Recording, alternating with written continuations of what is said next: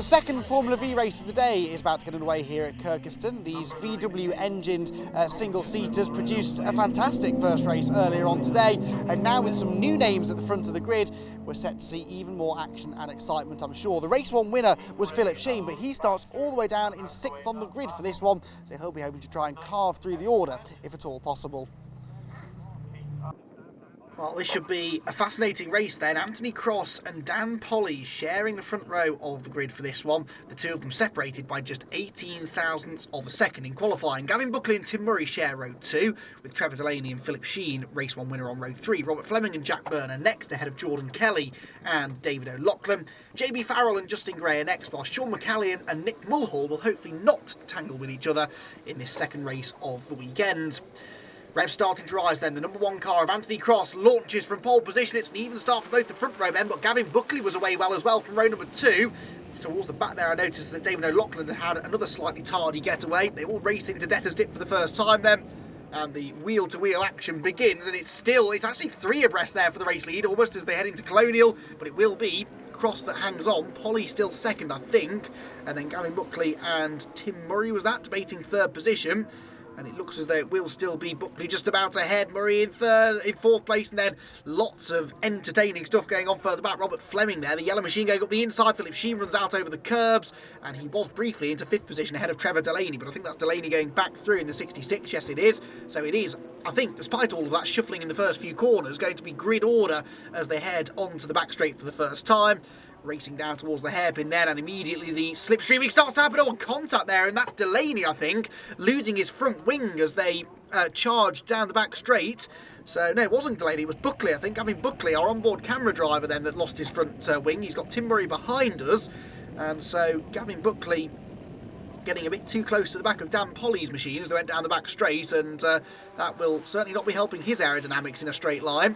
Streak past the start-finish line at the end of an entertaining opening lap, with Anthony Cross leading the way, Polly 2nd, Buckley 3rd, Murray in 4th, then a gap back to Philip Sheen and Trevor Delaney still debating 5th, and Sheen is back in front of Delaney now, and there Robert Fleming dives up the inside of Jack Byrne, who, remember, faded towards the end of our first race, having looked good for a podium finish, ended up dropping down into 5th position by the flag, so he's got some incentive there to improve a little bit in this second race.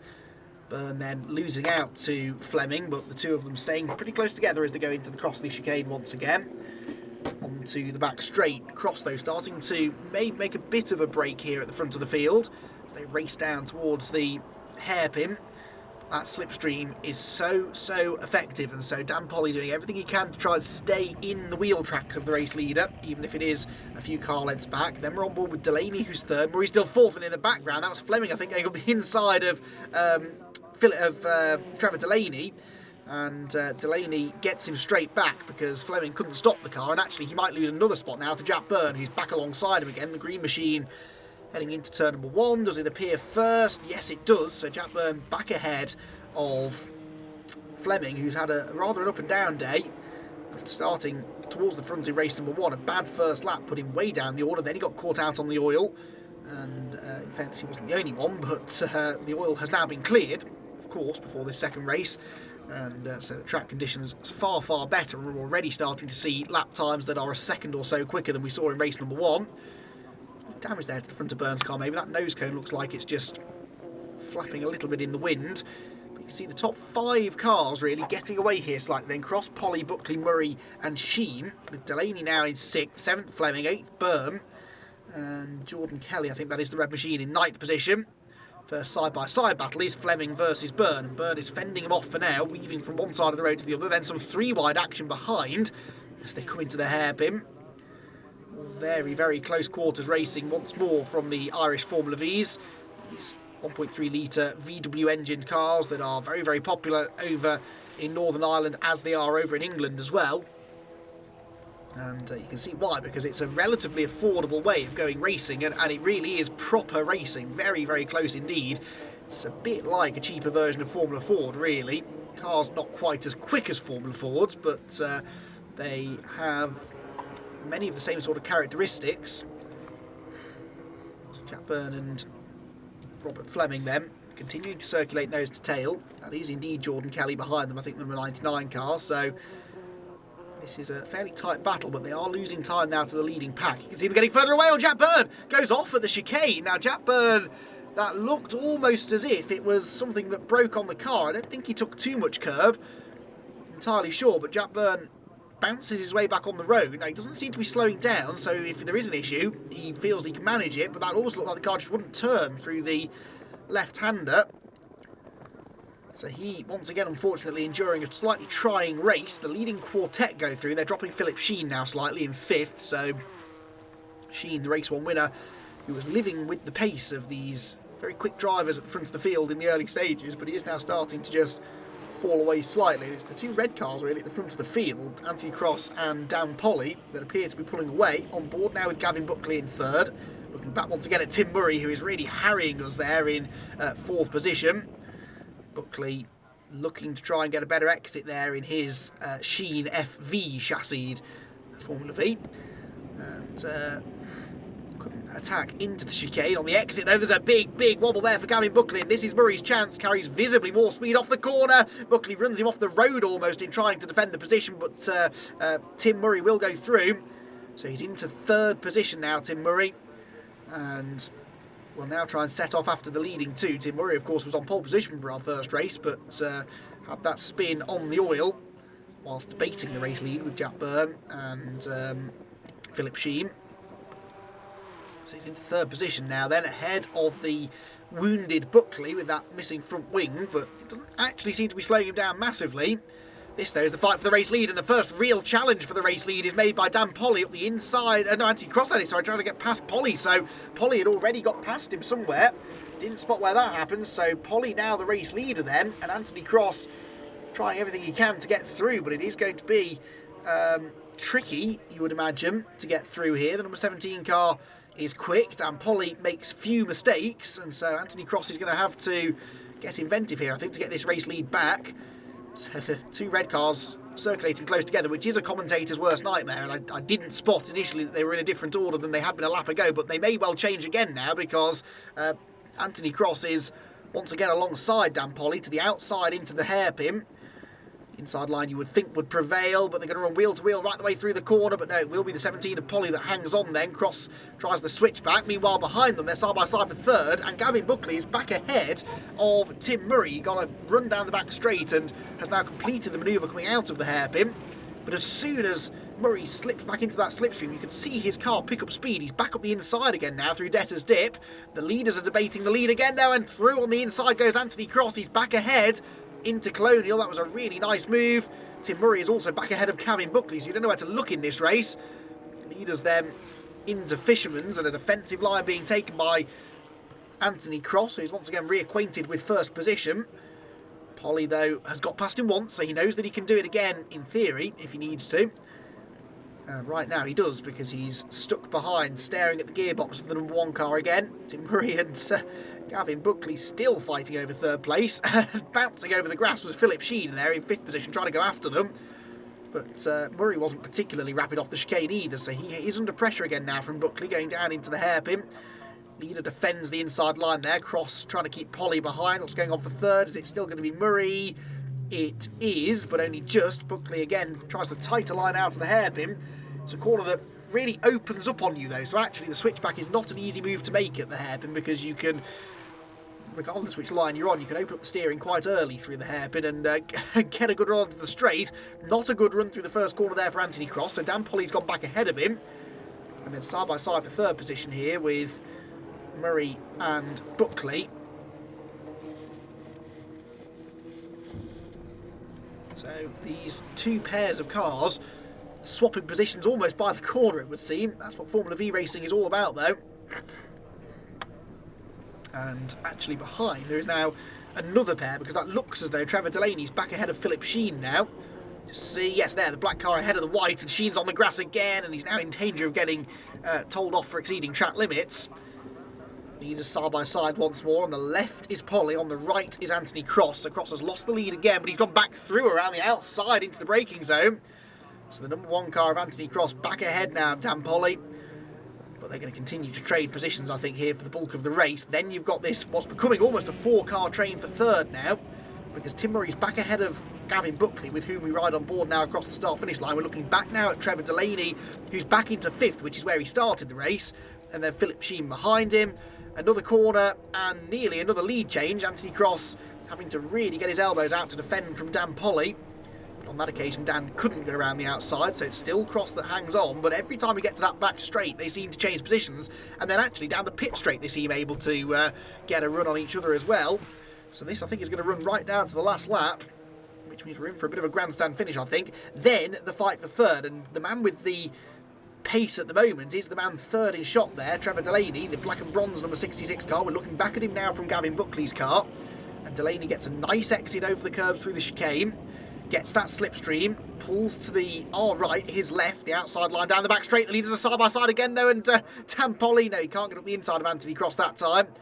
Then the third place squabble. Tim Murray turns into the hairpin ahead, but up the inside is coming, over on the outside, sorry, was going Trevor Delaney. He couldn't get past the number 3 of Gavin Buckley, and this is bringing Philip Sheen back onto their tail.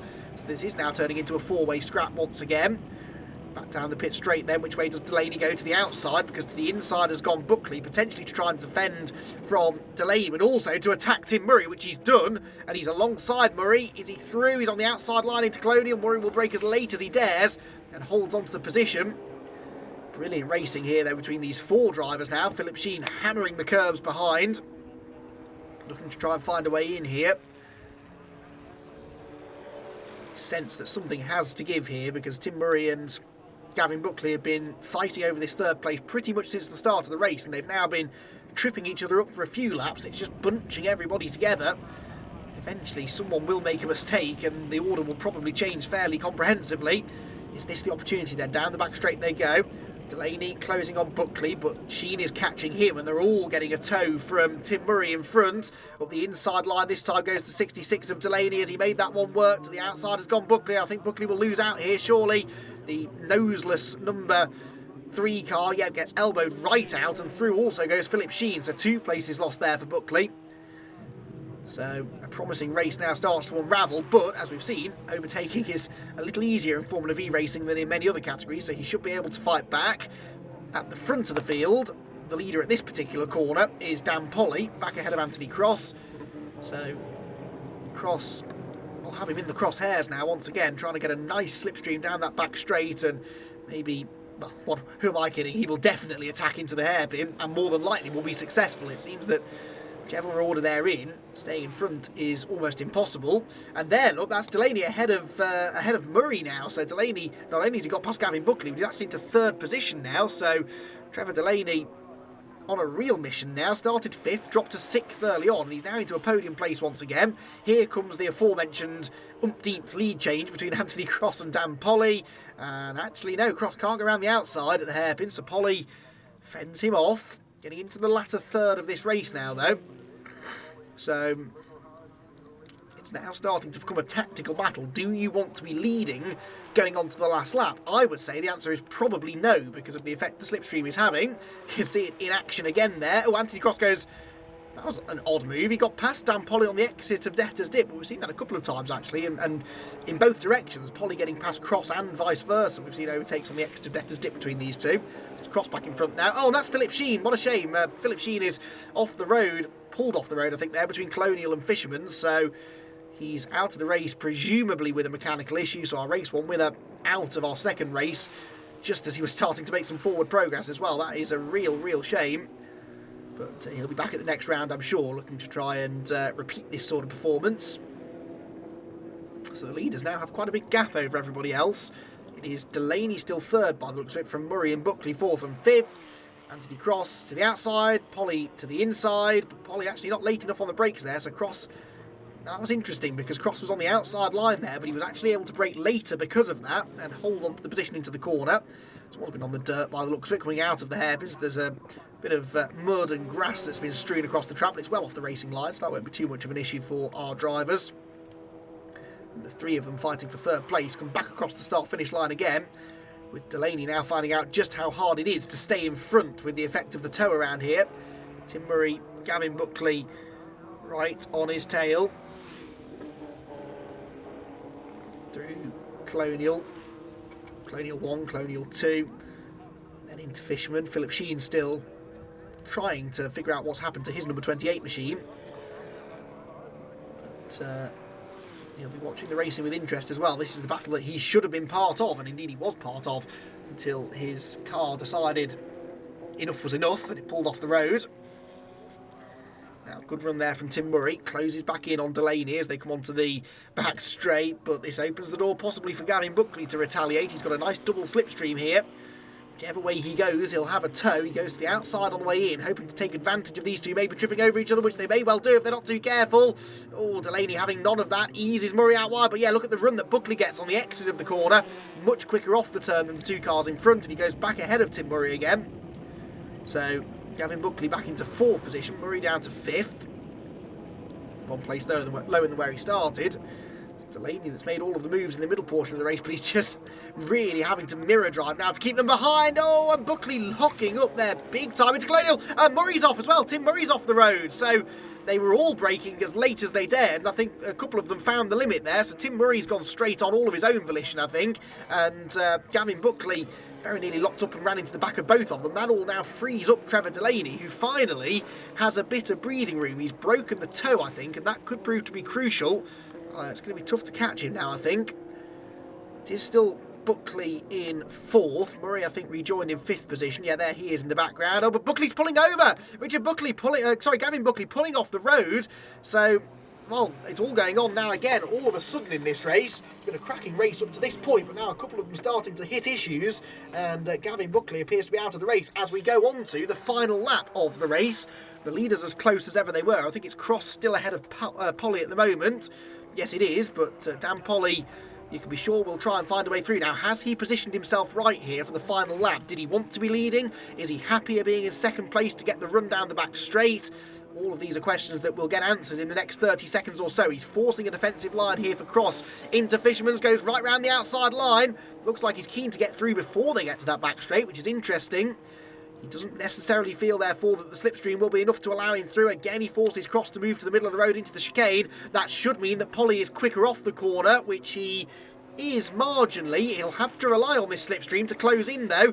Can he get close enough to have a go? One more corner remains in the race then. Anthony Cross has the lead. Dan Polly wants it and he's trying everything he can to take it off him. Pulls to the outside line into the hairpin as late as he dares under braking. They turn into the right-hander. Anthony Cross gets into the corner first. On the exit, though, Polly has a better run. He's got the slipstream. It'll be a drag race to the start-finish line. It's going to be very, very close indeed, but I don't think that Polly will quite get there. Pulls out at the last minute, but the checkered flag goes to Anthony Cross by 78 one-thousandths of a second. A near dead heat finish between the two of them, and that really was a suitable result after what was a sensational battle between the pair over the entire duration of the race. Trevor Delaney is 3rd, Tim Murray re-inherits 4th at the end, whilst Jordan Kelly had a quiet run to 5th. David O'Loughlin gets to the end this time in 6th, ahead of JB Farrell, Robert Fleming and Jim Gray. Then Nick Mulhall, the last of the finishers, quite a lot sadly failing to get to the end, but what a race it was, and a brilliant victory for Anthony Cross. Anthony, a great race victory. Typical Formula V race, that really, wasn't it? It was good and close, yeah. Got a good start. The two of us were side by side down into the first corner, and then was probably ahead for the first few laps. And then I knew once Dan got into tow range, he was going to be giving me trouble, and trouble he gave me. So we swapped back and forth. I don't know how many times we swapped position, but yeah, it was a great race. It was enjoyable. Always looking out for the last lap board. I knew that was the important one, to make sure we were had that covered. But we were in the right position as we crossed the line. Did you want to be leading on to the last lap or second? It didn't really. Yeah, the last lap coming I was looking for the last lap board. Wouldn't have really bothered me coming up past the last lap board, or I was first or second, but just making sure that it was within range to. The tow coming up the back straight was having a big effect there today. So actually on both straights it was because the wind is actually at the calming down a bit. Just looking at the windmill behind you, the wind is at the calming down a bit, so it was having an effect on both straights, but seemingly the back straight seemed to be making the biggest difference. Well, it was fantastic to watch and a great victory. Thanks very much. Thank you.